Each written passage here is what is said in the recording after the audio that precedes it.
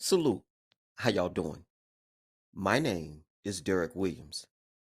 This presentation will probably rub some people the wrong way, and it should. And on my YouTube channel, I talk about everything. I think you should be unfiltered, and I want you to disagree. I love it. But we're going to talk about police shooting black people. The title of this presentation will be called Unjust Killings, You Judge. And I'm just one man in the comment section on YouTube. I want to introduce to you Larry Elder, the sage of South Central. He's going to give you some numbers. And the numbers could be accurate or they could be skewed. Again, you judge. Content of Tennessee is currently banging the tables about Breonna Taylor, a young lady who was shot and killed by Louisville policemen. For all intents and purposes, that young lady was executed. Ain't no doubt about it.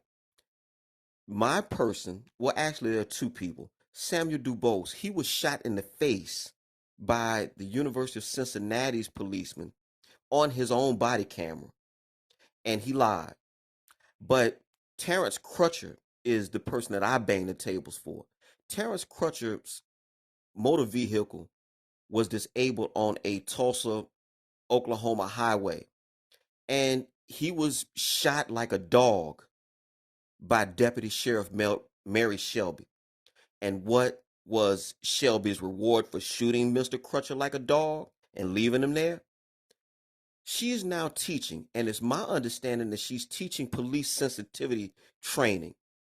If I'm wrong, you can correct me in the comments section.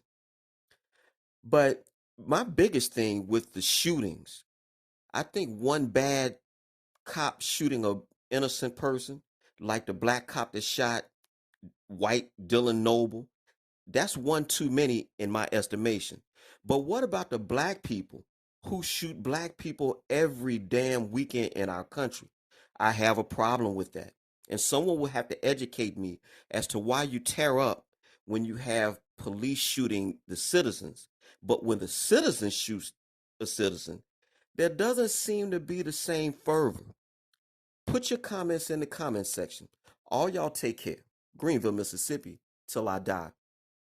If he thinks it's going to ruin my day, well, just keep on going, and Larry will keep on stepping.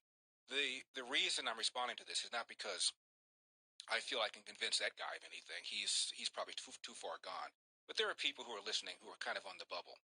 And really, when I say that the police are not killing black people just because they're black, you're really not quite sure. You just heard the show a little bit. You didn't hear all of it. You've heard some things that counter it. You're not quite sure. So I'm talking to you, not to that moron. Recent years, the police have killed an average of 1,000 people a year. This is a population of 350 million Americans. Some 40 million are black. I've heard the number 35, 35, 32. It's round in there. Okay? In the last 60 years, according to the Center for Disease Control, the rate at which the police have shot and killed blacks has declined 75%. Last year, near as we can figure it out, there were 25 unarmed black people killed. Not just shot and killed, but killed by many other ways. 25. At least as many unarmed whites have been killed by the police as unarmed blacks. Where's the outcry? Of all the people the police kill, less than 4% are white cop killing unarmed black person. And again, an unarmed person does not necessarily mean not dangerous. Michael Brown was unarmed, was perceived reasonably as dangerous. His DNA was found on the officer's gun. And for example, when that immigrant was killed in New York some years ago, Amadou Diallo, he was cornered. The police had a suspect who looked like him. They had the wrong guy, but they asked him to show his hands, and he reached into his wallet, apparently reached into his pocket to pull out his wallet. The police thought he was going for a firearm, blew him away. Hillary pronounced the people who killed him murderers publicly, then later on apologized because there hadn't been a trial yet, hadn't been one word of testimony yet. And all of them were found not guilty by a multi-ethnic jury. So just because you are unarmed does not necessarily mean that you were not reasonably perceived as dangerous. So when you get down to those who are unarmed and were not reasonably perceived as dangerous, you're talking about a tiny, tiny fraction. Even less than the 4% of all the people that are killed by the police. Now, when the gentleman says, well, there are far more white people than there are black people, and therefore I'm not quite even sure what he's talking about. It is true that the police are 2.5 times more likely to kill a black person than a white person. It's also true, unfortunately, that a young black male is anywhere from 8 to 10 times more likely to be a victim of a homicide than a young white male. That's why the cops are there. You go where the ducks are. Now, it turns out that of all the homicides in this country, 50% of them are black victims.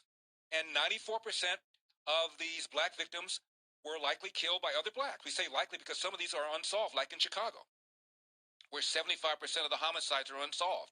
These are gang-related homicides. Not very likely that a white general did it, I'm just saying. And you look at cities like LA, like New York, where the police departments, the staff reflects the demographics of the city. I'm in LA. LA is 40% Hispanic, as is the LAPD. LA is 30% Asian, Asian rather, as is white rather, as is the LAPD. It's about 9% or so black, as is the LAPD, and the remaining are Pacific Islanders or Asian Americans, as is Los Angeles. I mean, honestly, and I think I told you from 1992 to 2002, we had back-to-back black police chiefs.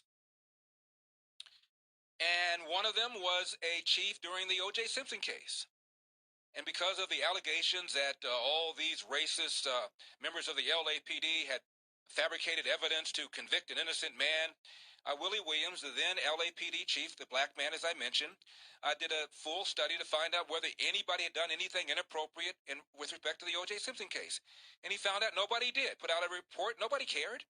I thought the whole point in having a black police chief was so that you'd have some sort of sense of trust that things are going to be done properly, that he's going to be at least sympathetic to black people. So here he is, new guy, first black police chief, LAPD, does a study, nobody cares. The same black people who believe that O.J. Simpson was an innocent man framed by the racist LAPD continue believing that O.J. Simpson was an innocent man framed by the racist LAPD. It didn't matter.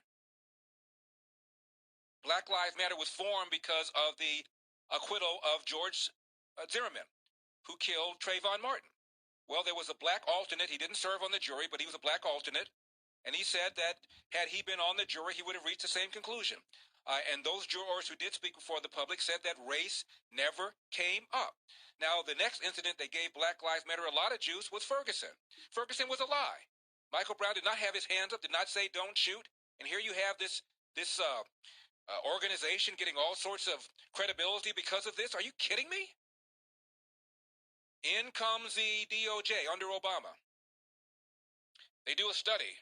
The Ferguson PD is racist. Why? Well, 65% of the residents of Ferguson are black, but 85% of those who are stopped in traffic stops are black. Therefore, 18% gap, ergo racism. Really? NYPD. 55% of those stopped in traffic stops are black. New York, 25% black. 30-point gap. Why isn't that a bigger example of racism than Ferguson? Can't do it by that. You have to do it by whether or not the driver is offending.